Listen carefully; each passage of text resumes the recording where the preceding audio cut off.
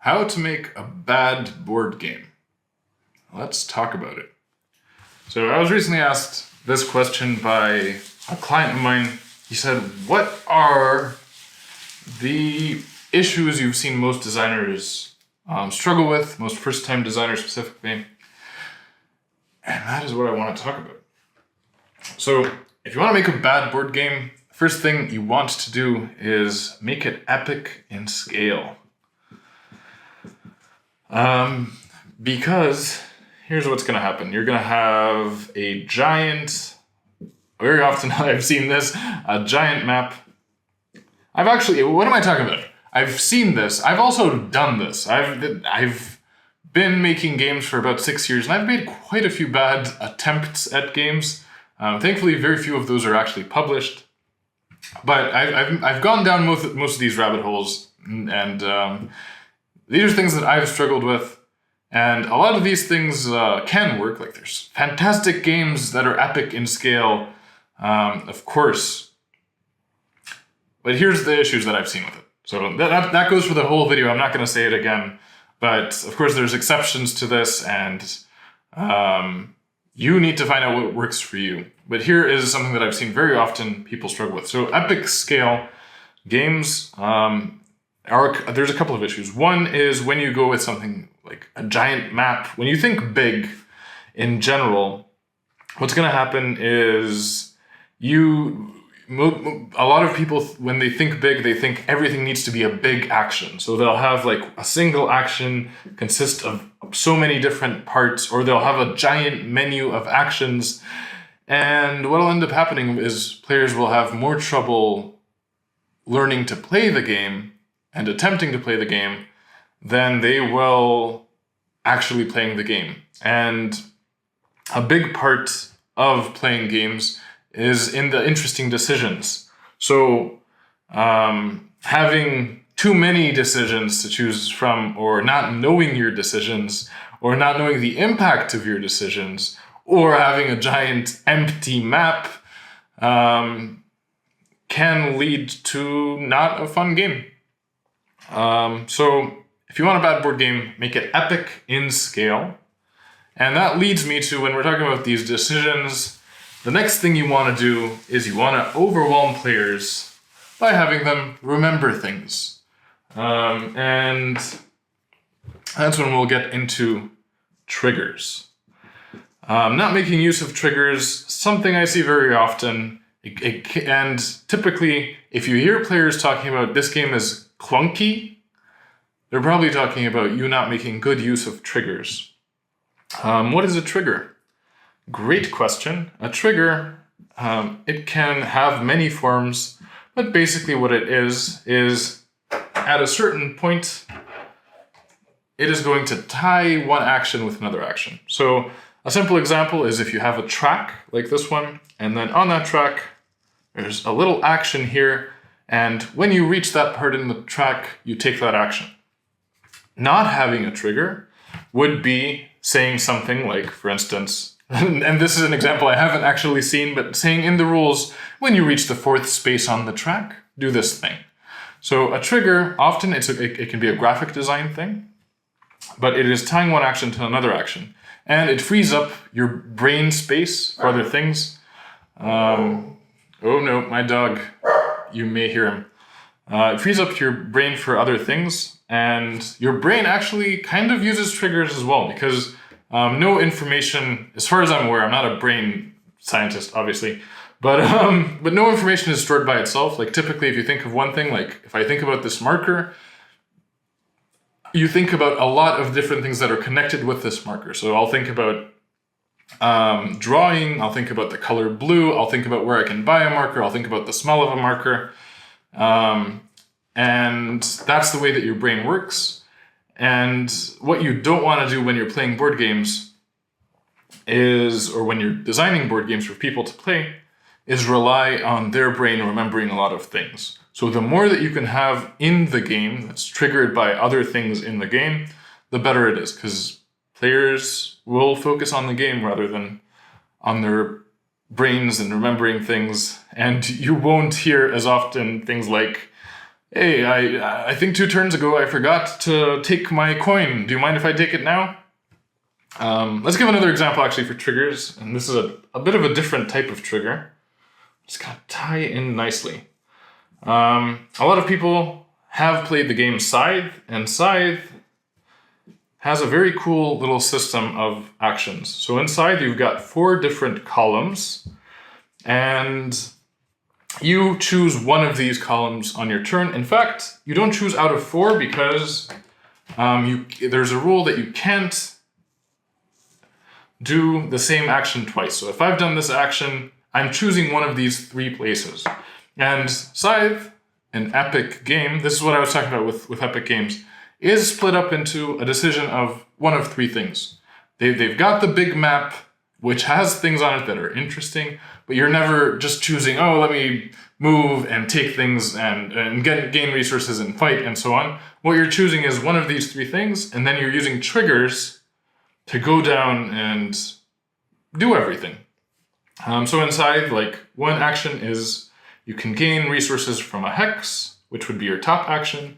And then your bottom action is typically you can spend a resource or spend resources to purchase an upgrade or unlock something, get a paid bonus. So typically you'll have a free action on top that you can always do, a paid action on the bottom that you can sometimes do.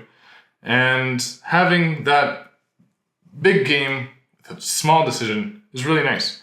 And theoretically, let's say in Scythe, if we wanted to utilize triggers even more for things like income, because often I think income is something that designers will put in their games and just have players remember at the beginning of your turn, take your income. That's perfectly fine. I prefer to tie it to another action though. So let's say if we had a card that says +1 coin.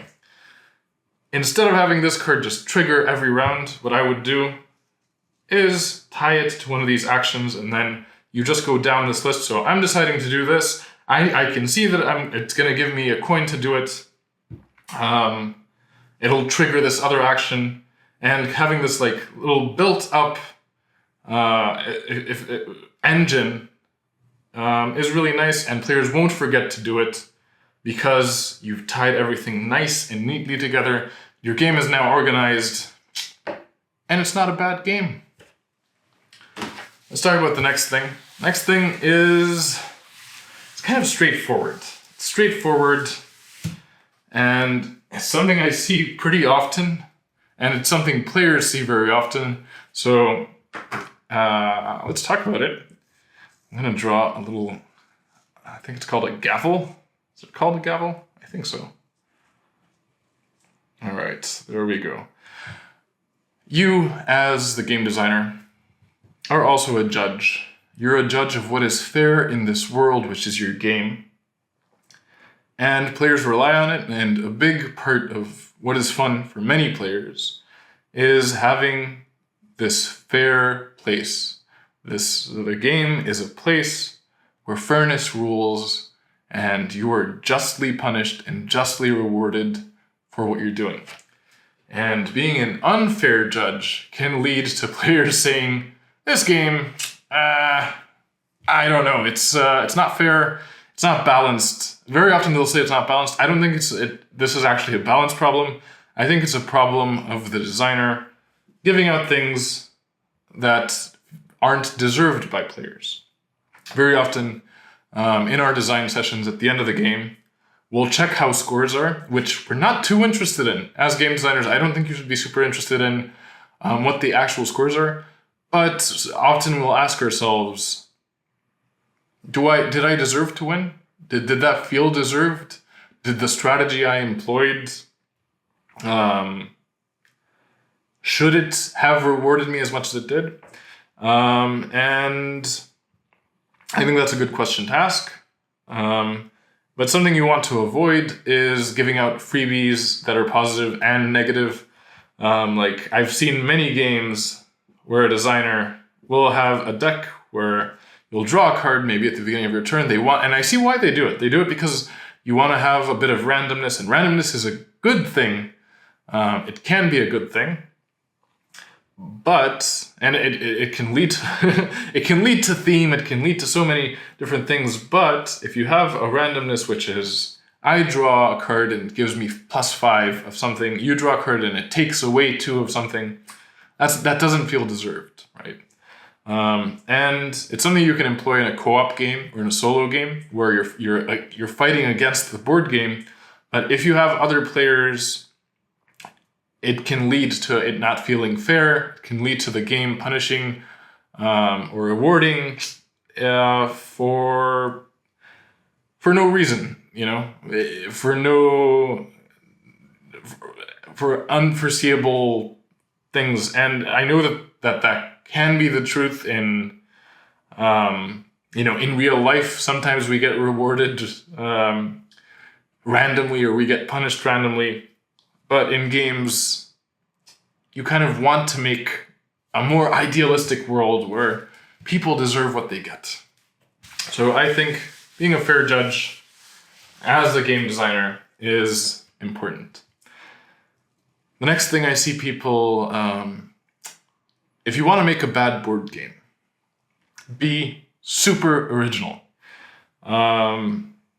I've seen a lot of designers who are afraid to use existing mechanics, and I think using existing mechanics, it won't just help you to get to the fun quicker. It is absolutely not stealing. Like you can steal the structure. You can take the structure and put it in your game, and it helps people recognize it. Okay, let's start here. Each mechanic you add to a game excludes more and more people from being able to play that game. So if you have a single mechanic game, maybe a push your luck game, and that's all it is. You draw a card and you choose whether to draw another card or not. That is super accessible. Everybody can play it and can learn it, and it's great. You're going for mass market. Good job. If you add a second mechanic to that, so first you draw a card, you choose whether or not to keep that card, and then that card you add to your engine, and you're making that side thing that we showed earlier. Great. Less mass market though. There's people who they don't have access to, or they haven't played games with either of these mechanics. And then you're adding to it, they're going to have a tougher time. There's going to be more questions when learning the game. It's going to be a harder teach. So less people will know. And each mechanic you add excludes people. But that is also true. So let's say you don't care about that. You're going for a game that's for board gamers. You're a board gamer. You're making a game for yourself. You have a lot of experience playing games. You're not afraid of many mechanics. But you're like, I want to have my own mechanics. I want it to be super original. That also is excluding, you're excluding your own niche even. You're going to have a harder time finding the fun. And what I've heard as general advice from a game designer, I wish I remember who it was so that I can credit them, but you want approximately 80% of your game to be things that people know, things that people are familiar with, things that you're familiar with, and you don't need to find the whole system and find out how it works. And then about 20% is where you can innovate and have your hook be in there, what makes your game unique. I even think you don't need that much. Just doing a good hybrid game, a game which mixes several existing mechanics in an interesting and new way, that can lead to some really, really good game design and some really, really good games. And I think you shouldn't think about originality as much as a lot of people do, and use things that you find fun. Even start with an existing game. I know a lot of designers that start by modifying games. I know designers that have modified a game and that has actually become an official version of a game that's published by the publisher. So yeah, don't be afraid to use existing mechanics. It's just going to make your life easier, and it's going to make players' lives easier and probably lead to a better game. And that leads us to the last thing. If you want to make a horrible game, do not abstract mechanics. So this comes from many people I work with come to me and they want their theme to stand out, which is amazing. And everybody loves a good thematic game. Everybody loves it when a mechanic is mixed really well with the theme and you feel like you're fighting, because you're rolling dice and there's the unknown element. Or you feel like you're painting, right? Because everybody has a whiteboard marker and they're drawing. Or you feel like, this is a great one, you're looking for a treasure because one person decided where that treasure is and he's giving you clues to where it is. And you're drawing on a map and everybody has maps. That is a nod to the game Treasure Island, which is a great game. But more often than not, I think going for a simulation is not going to lead to a very fun game. If you want everything to be exactly as it is, because maybe, let's say you're making a political game and you know exactly how the political process is, you know how the votes are counted, you know that there's these people involved, and in a campaign you first need to do your marketing, and then you need to do, by the way, I have no idea how politics works, so I'm probably getting this wrong, but you need to take away some of those steps for the fun of the game. I'm not saying having a simulation is bad. I'm saying that in most cases it's not going to be as fun. And I think fun typically should be your top priority as a game designer. For me it is. And hopefully this has helped you out. Don't give up. Keep making games. The most important thing is for you to play your games. Let's finish on that.